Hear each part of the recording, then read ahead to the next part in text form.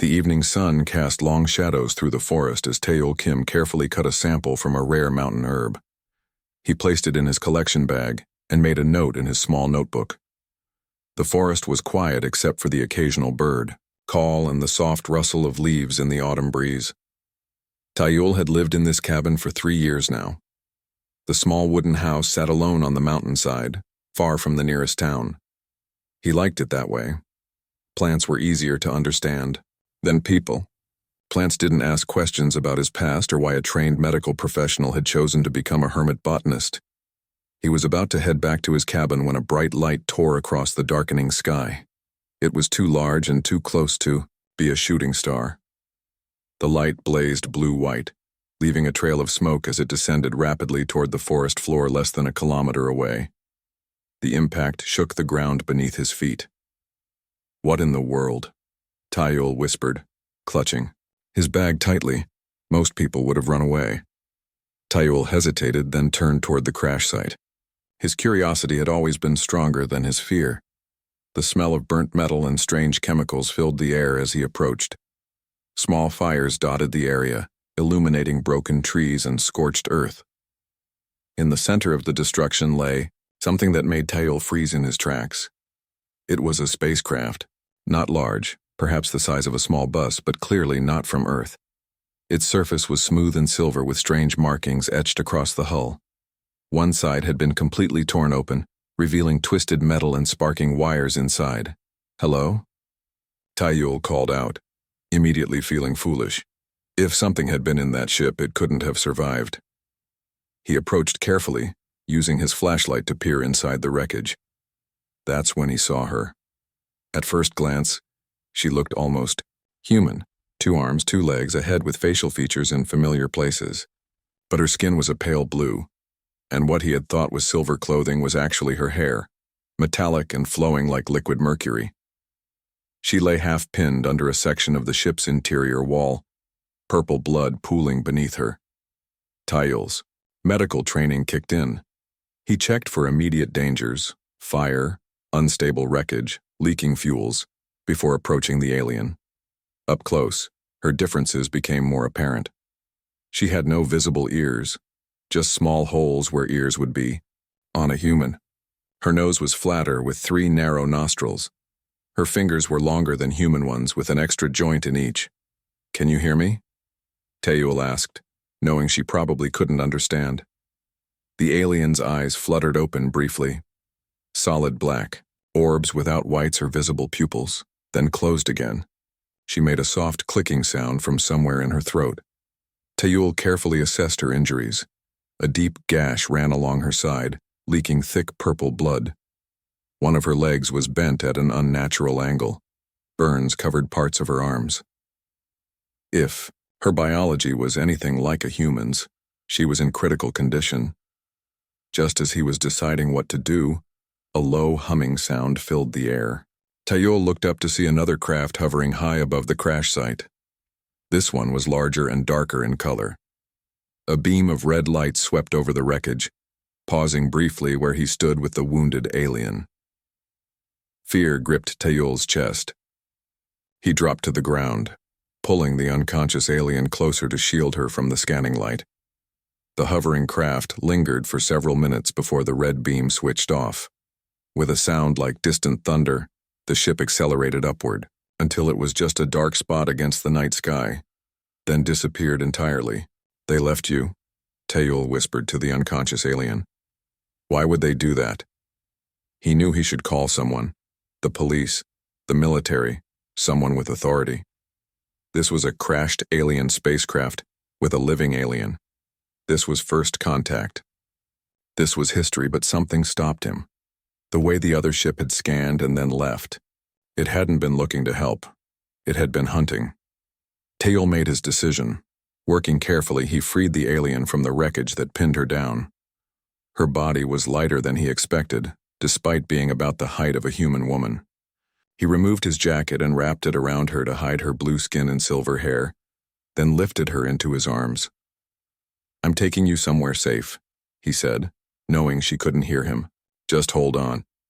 The walk back to his cabin was slow and difficult. Twice he had to stop and check that she was still breathing. Her breath came in short, shallow gasps, and her skin felt hot against his, much hotter than a human with a fever. By the time they reached his cabin, Tayul's arms and back ached. He kicked the door open and carried her inside, laying her gently on his bed. In the better light, he could see that her wounds were even worse than he'd first thought. The gash along her side was deep, and the edges of the wound were turning, a strange greenish color. Tayul gathered his first aid supplies and got to work. He cleaned the wounds as best he could, though he had no idea if human antiseptics would help or harm an alien biology. He set her broken leg using splints made from straight branches, then carefully bandaged her burns. Throughout his work, she remained unconscious, occasionally making those strange clicking sounds. Once, her hand grabbed his arm with surprising strength before falling limp again. "What are you?" Tayul whispered as he wiped purple blood from his hands. "And what am I supposed to do with you?" He sat beside the bed watching her breathe. Her chest rose and fell in an odd rhythm, 2 quick breaths followed by a longer one. The greenish color around her wound was spreading slowly. Some kind of infection? Poison? He had no way to know. Tayul looked at his phone. One call and his peaceful life would end forever. Scientists, military, government agents, they would all descend on his cabin. They would take her away. They would study her, maybe dissect her. And what about the other ship? The one that had left her for dead? No calls, he decided aloud. At least not yet. Outside the window, the night grew deeper. Tayul made himself a bed on the floor beside her and tried to sleep, but his mind raced with questions. Who was she? Where did she come from? Why was she being hunted? Would she survive the night? As dawn approached, Tayul finally drifted off to sleep. He dreamed of stars and distant worlds, of blue-skinned people with silver hair who looked up at the same night sky as humans did, wondering if they were alone in the universe. In his dream, Tayul whispered an answer. Not alone. Not anymore. On the bed, the alien's black eyes opened briefly, focusing on nothing before closing again. The wound on her side pulsed with a faint green light. 3 days passed. Tayul barely left the alien's side except to gather herbs from the forest. He crushed leaves and roots into pastes that he carefully applied to her wounds. The strange green color at the edges had stopped spreading, but her fever remained dangerously high. "Come on," Tayul whispered as he placed a cool cloth on her forehead. "Fight." He had been talking to her more and more. It helped him feel less alone with his impossible secret. Sometimes he told her about his plants. Other times he shared stories from his past, his medical training, his work in a busy soul hospital, and why he had left it all behind after losing too many patients. "I couldn't save them," he told her on the 3rd night, "but maybe I can save you." It was nearly midnight when her eyes finally opened. Tayul had dozed off in a chair beside the bed. A small sound woke him.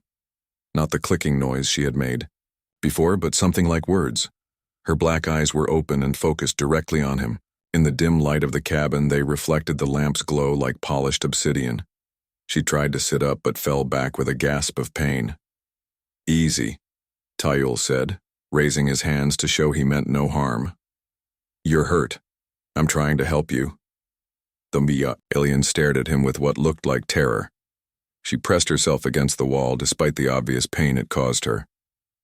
Words spilled from her mouth, musical sounds with sharp clicks between them. "I don't understand," Tayul said slowly, "but I'm not going to hurt you." He reached for a glass of water on the bedside table. The alien flinched away. "It's just water," he said, taking a sip to show her before offering it again. Cautiously, she took the glass. She sniffed it, then poured a small amount into her palm and touched it to a spot on her wrist. After a moment, she drank, her throat moving in an odd rippling motion as she swallowed. "My name is Tayul," he said, pointing to himself. "Tayul." The alien watched him for a long moment. Then she pressed a hand to her chest. "Nari," she said, her voice musical and light. "Nari, Tayul repeated, smiling. That sounds almost Korean. Nari's gaze moved around the cabin, taking in the simple furniture, the dried plants hanging from the ceiling, the medical supplies scattered on the table. Her eyes widened when she noticed her own bandaged leg and the treated wound on her side. She made a series of complicated gestures with her hands, then stopped, seeming to realize Tayul couldn't understand. Instead, she reached slowly toward her neck and pulled out a small device that had been hidden beneath her silver hair. It was flat and circular, about the size of a coin. She tapped it twice and placed it on the bed between them. The device glowed with a soft blue light. Nari spoke to it in her language, and after a few seconds it emitted a series of beeps. Translator damaged, partial function, said a flat mechanical voice from the device. The words were accented strangely but clearly English. Tayul leaned forward, amazed. You can understand me? Nari spoke again and the device translated. Yes, some learning your speech, patterns. You're safe here, Tayul said clearly. I found you in your crashed ship and brought you here to help you. The translation seemed to take longer this time. Nari's expression changed as she listened to the device's output in her language. Thank you, she said directly, struggling with the human words. Then she spoke to the device again. Others? Looking for me. Dangerous. I saw another ship, Tayul confirmed. It scanned the crash site and left. Who are they? Orcs? The device translated after Nari spoke. Enemies of my people, Lyrians, she tapped her chest. I am scientist. Carrying important data. She tried to say more, but the effort seemed to exhaust her. Her blue skin had paled, and her breathing became labored again. Tayul gently urged her to lie back down. Rest now, he said. We can talk more later.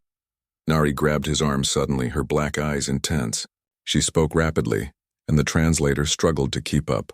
Wound contains a tracking poison. Orcs will follow. Tayul looked at the healing gash on her side. The green tinge made sense now. Some kind of chemical tracker.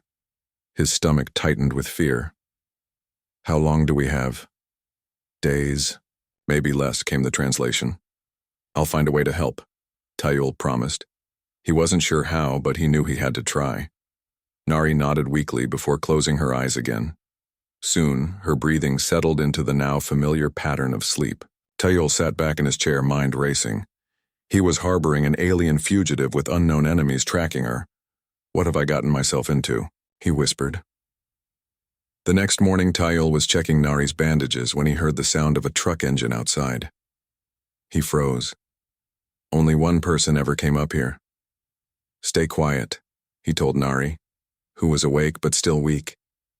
It's a friend, but I don't know how he'll react to you.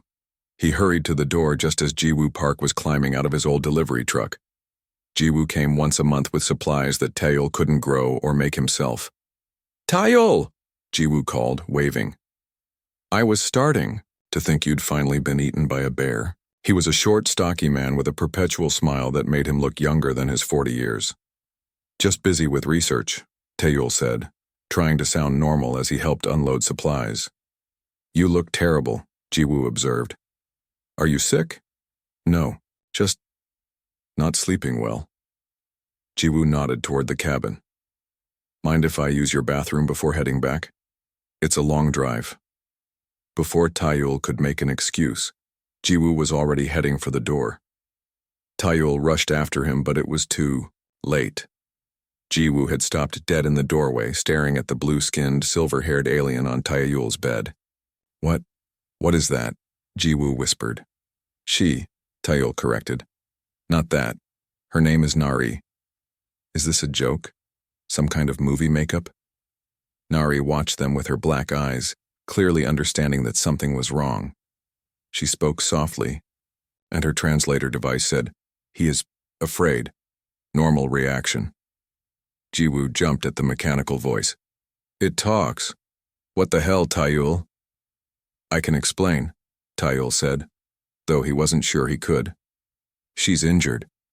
Her ship crashed in the forest 3 days ago. She needs help. Ship? You mean she's not human? She's actual? Jiwoo couldn't seem to finish the sentence. Yes, Taeyol said simply. Jiwoo took a step back, bumping into the doorframe. We need to call someone. The government, the military. No, Taeyol and Nari said at the same time. Jiwoo, please, Taeyol continued. There are others looking for her, bad ones. If we tell anyone, they'll find her. And if we don't tell anyone, they might find her anyway and us with her. Jiwoo ran a hand through his hair. This is insane. I know, Taeyol admitted. But I'm asking you, as my friend, to trust me. Jiwoo looked from Taeyol to Nari and back. Again. Slowly, the shock on his face gave way to curiosity. She's really an alien? From another planet? Nari nodded, then spoke. The translator said, Yes, Lyrian, from star system. You call Epsilon Eridani. That's 10 light years away, Jiwoo said, his voice filled with wonder. How did you get here? Long story, the translator replied after Nari spoke. Need medicine? For wound. Tracking poison. Spreading. Jiwoo looked at Taeyol. What does she need? Taeyol released the breath he'd been holding. Jiwoo wasn't going to run away or call the authorities. Not yet, anyway. I don't know exactly, Taeyol admitted. But I have an idea. Some of the herbs I've been using seem to slow the poison. If you could bring more medical supplies from town, antibiotics, painkillers, clean bandages, I can keep trying different treatments. Jiwoo nodded slowly. I'll help. But Taeyol, be careful. If what she says is true, and there are hostile aliens looking for her, I know the risk, Taeyol said. I'll be back tomorrow with supplies, Jiwoo promised. He looked at Nari again, shaking his head in amazement. An actual alien? The world is about to change, isn't it? It already has, Taeyol replied, watching. As Nari's black eyes drifted closed again, her silver hair shimmering in the morning light. True to his word, Jiwoo returned the next day with medical supplies. He brought antibiotics, painkillers, bandages, and even some books on rare diseases that might help Taeyol understand Nari's alien biology better. Any change? Jiwoo asked as he set the supplies on the table. Taeyol shook his head. The green color in her wound is getting darker. I think the tracking poison is getting stronger. They both looked at Nari, who was sitting up in bed. Her strength was returning slowly, but the wound on her side still looked angry and painful. She was studying a small device she had taken from a hidden pocket in her clothing, a thin rectangle of clear material that lit up with strange symbols. What is that? Jiwoo asked. Nari touched her translator device. Data. I was bringing to Earth. Important. For my people. Why Earth? Taeyol asked. Why would you bring alien data here? Nari's black eyes seemed to shimmer. Earth has plants, many plants, some similar to Homeworld. Need samples to stop plague. Taeyol and Jiwoo exchanged looks. A plague? Taeyol asked. Your people are sick? Morax created disease. Kills our crops, kills our people. I am botanist, like you. Taeyol felt a strange connection to this alien woman. They were both scientists who studied plants, both trying to save lives in their own way. What can we do to help? He asked. Nari pointed to her wound. Need to remove poison, then find way to send data home. Taeyol began examining the supplies Jiwoo had brought. As he worked, he asked Nari more questions about the tracking poison. Her translator struggled with the technical terms, but he understood enough. The poison contained tiny machines, nanobots, that sent signals to the Morax. The signal was weak now because of the herbs he had used, but it would grow stronger again. Wait, Taeyol said suddenly. The poison reacts to this herb. He held up a small bottle of extract he had made from a local mountain plant. When I put it on your wound, the green color fades for a while. The herb blocks signal? Nari asked through her translator. Maybe. I need to test it more. Jiwoo, who had been quiet, spoke up. I heard something in town yesterday. Strange men asking questions about unusual lights in the sky. They didn't look like government officials. Taeyul's stomach tightened. The Morax. They must be disguised as humans. They cannot maintain human form for long, Nari's translator said. Look for stiff movements, eyes that don't blink. How close are they? Taeyul asked. If they in town? Very close. Days. Maybe hours. Taeyul made a decision. We need to move. My cabin is too easy to find. Where would we go? Jiwoo asked. Deeper into the mountains. I know places where no one goes. They packed quickly. Food, water, medical supplies, warm clothes, only what they could carry. Taeyul helped Nari stand. Her leg was healing, but she couldn't walk far without help. What about your plants? Your research? Jiwoo asked. Taeyul looked around at the cabin that had been his home for 3 years. It doesn't matter now. They left at sunset, moving under the cover of darkness. Jiwoo returned to town to watch for the Morax and to get his truck ready in case they needed to escape quickly. Taeyul guided Nari along narrow mountain paths that only local hunters knew about. The night was cold, and their progress was slow. Nari's alien physiology seemed better suited to the cold than Taeyul's, but her injuries made each step painful. Every few hundred meters they had to stop and rest. Tell me about your world, Taeyul said during one rest, partly to distract her from the pain and partly out of genuine curiosity. Nari's translator converted her words. Beautiful. 3 moons, blue forests, cities built in trees. We live in harmony with nature. Why do the Morax want to destroy your people? Resources. Our planet rich in element you don't have name for. Makes space travel possible. Morax want it all. And the data you're carrying? It can stop the plague they created? Yes, Earth plants have natural defense against similar diseases. I was collecting samples when they found me. Taeyul nodded, understanding more now. We'll get you home, Nari, I promise. They continued through the night, stopping when dawn broke to hide in a small cave. Taeyul applied more of the herb extract to Nari's wound. The green color faded almost completely. It's working, he said with excitement. The herb doesn't just mask the signal. It actually breaks down the poison. Nari studied the plant with her black eyes. This plant doesn't exist on my world. Simple solution. From simple plant.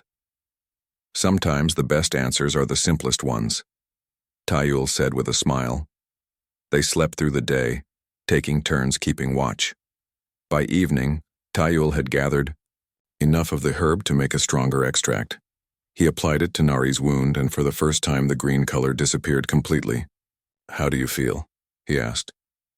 Better, Nari said directly, without using the translator. Her pronunciation was improving. Thank you, Taeyul. Just as they were preparing to move again, Taeyul's phone buzzed with a message from Jiwoo. They're here, 4 of them, heading toward the mountains. We need to move faster, Taeyul said, showing Nari the message. They set off again, moving as quickly as Nari's injuries would allow. The moon was bright, casting silver light over the forest. Taeyul knew these mountains well, but even he had to be careful on the narrow paths. After an hour, they reached a clearing with a view of the valley below. In the distance, they could see 4 flashlights moving through the forest, heading directly toward them. How are they tracking us? Taeyul whispered. We neutralized the poison. Nari's expression grew serious. She spoke, and her translator said, They have my blood samples from Crash, can track my specific life pattern. Like a genetic signature? Yes. Different from human signature. They can follow it. Taeyul thought quickly. Then we need to confuse them. Split up your trail. He took out a small knife and before Nari could stop him made a small cut on his palm. Give me your hand, he said. Nari hesitated, then extended her blue hand. Taeyul made a small cut on her palm as well, then pressed their wounds together, mixing their blood. Now they'll have two signatures to follow, he explained. Human and Lyrian mixed together. But as they watched, the flashlights below split into two groups of two. They were still coming, and now they were covering more ground. New voice called out from behind them. Don't move. Tayul and Nari turned to see a woman in a forest ranger uniform pointing a flashlight at them. Her name tag read, Sun He. This area is restricted, the ranger said. There are dangerous people in these woods. I need to get you, both to safety. We can't go with you, Tayul said. It's complicated. Ranger Sun He's flashlight beam settled on Nari's blue face and silver hair. Her eyes widened. What? Who is she? A friend who needs help, Tayul said simply. The ranger stared for a long moment, then made a decision. Follow me, quickly. There's a ranger station nearby where we can hide. Can we trust her? Nari whispered to Tayul. Tayul looked into Ranger Sun He's eyes and saw no fear, only determination and curiosity. Yes, he said. I think we can. They followed Sun He deeper into the forest, away from the approaching lights. Behind them, the Morax hunters were getting closer, their flashlights, like predatory eyes in the darkness. Ranger Sun He's station was a small wooden building hidden among tall trees. Inside it was simple but warm, with a radio, maps on the walls, and basic supplies. You can explain now, Sun He said, locking the door behind them. Who are you really? She looked directly at Nari. And what are you? Tayul stepped forward. This is Nari. She's from another world. She came to Earth to find plants that could save her people from a disease. And those men in the forest? Sun He asked. They're not men, are they? No, Nari said through her translator. Morax hunters. They want, destroy my people. Must not find my data. She held up the clear rectangle with glowing symbols. Sun He took a deep breath, surprisingly calm for someone meeting an alien for the first time. I saw them earlier today. They don't move right. Their eyes never blink. They're wearing human disguises, Nari explained. Not perfect. The radio on Sun He's desk crackled. A voice came through. Ranger Kang, this is Park. I've got visitors at the main entrance asking about trespassers in the eastern forest. 4 men in dark suits. They have government ID, but something seems off. Over. Sun He picked up the radio. Tell them you haven't seen anyone. I'll handle it. Over. Copy that. They're heading your way now. Be careful. Over. Sun He set down the radio. We don't have much time. What's your plan? Tayul looked at Nari. We need to send your data home, then get you to safety. Nari's black eyes fixed on Tayul.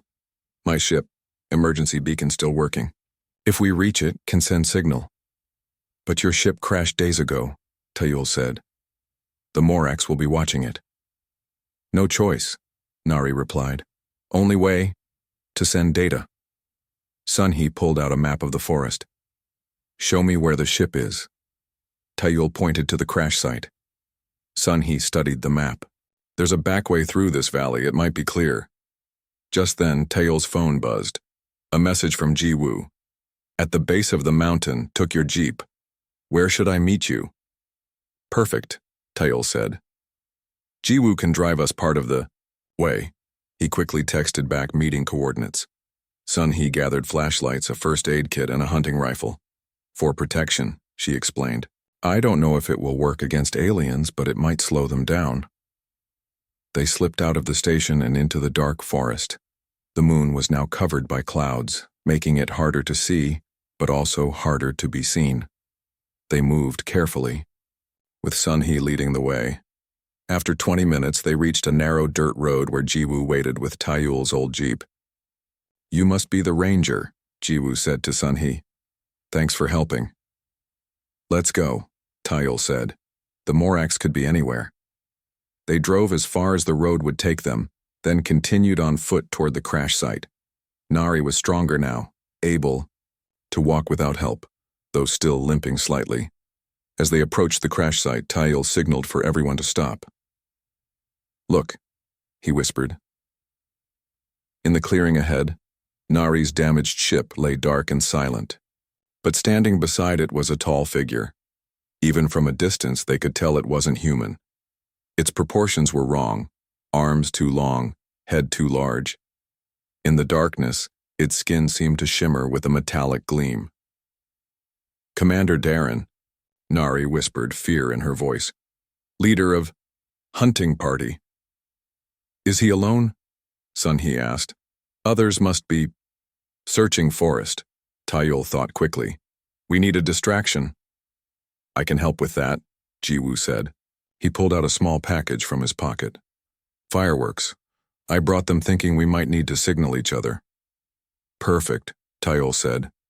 "Set them off on the far side of the clearing. When Darren goes to investigate, Nari and I will get to the ship." "What about me?" Sun-Hee asked. "Cover us with the rifle. If the other Morak show up, fire a warning shot to alert us." Everyone nodded, understanding their roles. Jiwoo disappeared into the trees, circling around to the opposite side of the clearing. Minutes later, a bright explosion of light and sound erupted from the forest. Red and blue sparks shot into the sky. The Morak's commander turned toward the sound. After a moment's hesitation, he moved away from the ship, his movements stiff and unnatural. "Now," Taiyul whispered. He and Nari ran to the ship, staying low. The side of the craft was still torn open, allowing them to slip inside. The interior was dark, except for a few blinking lights on a damaged control panel. "Hurry," Taiyul urged as Nari worked on the controls. Her fingers moved quickly over symbols Taiyul couldn't understand. The clear rectangle with her data was now connected to the ship's systems. "Almost ready," she said. Suddenly, a harsh voice called out from outside. "I know you are there, Lyrian. Come out now." Taiyul peered through the tear in the ship's hull. Commander Darren was returning, and his human disguise was failing. Parts of his face had peeled away, revealing gray skin beneath. His eyes were large and yellow with vertical pupils. "He's coming," Taiyul warned. "Need more time," Nari said, working frantically. Taiyul made a split-second decision. "Keep working. I'll distract him." Before Nari could stop him, Taiyul slipped out of the ship and stood in full view of the Morak's commander. "Looking for someone?" Taiyul called. Darren stopped, his yellow eyes narrowing. "Human, step aside. This is not your concern." "I think it is," Taiyul replied, trying to sound braver than he felt. "You're on my planet, hunting someone under my protection." The Morak's commander made a sound like harsh laughter. "Protection? You are a primitive species, barely out of your caves. What protection can you offer? More than you think." Taiyul held up a handful of the herb that neutralized the tracking poison. "We already defeated your poison. Your technology isn't as superior as you believe." Darren's expression changed to one of anger. "A simple plant cannot defeat Morak science."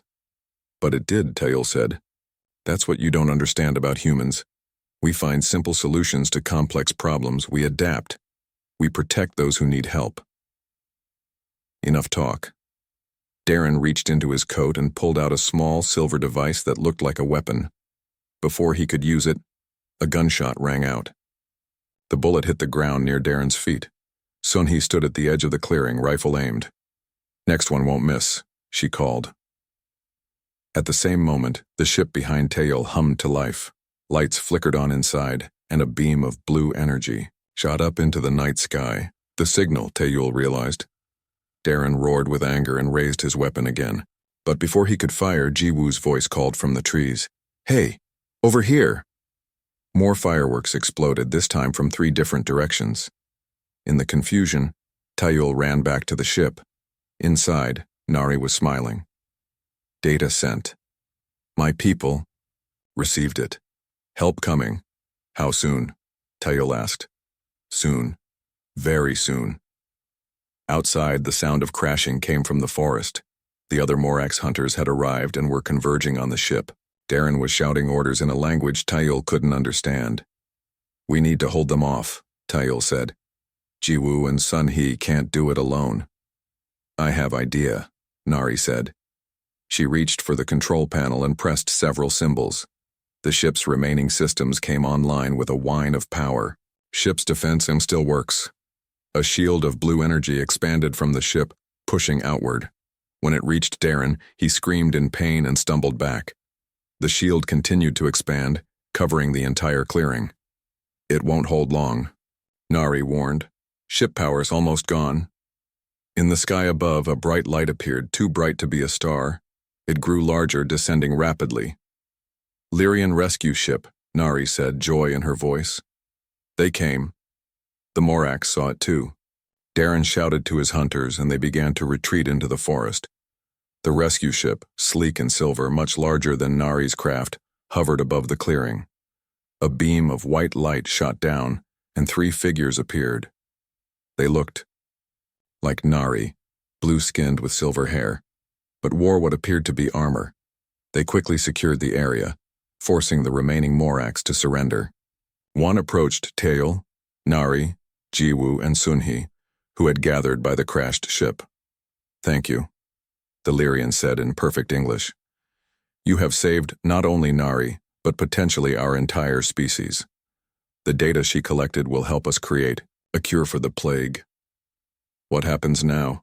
Tael asked. "We return home," the Lyrian said. "And you have earned the friendship of the Lyrian people." Nari turned to Tael, her black eyes shimmering with emotion. "Come with us. See my world."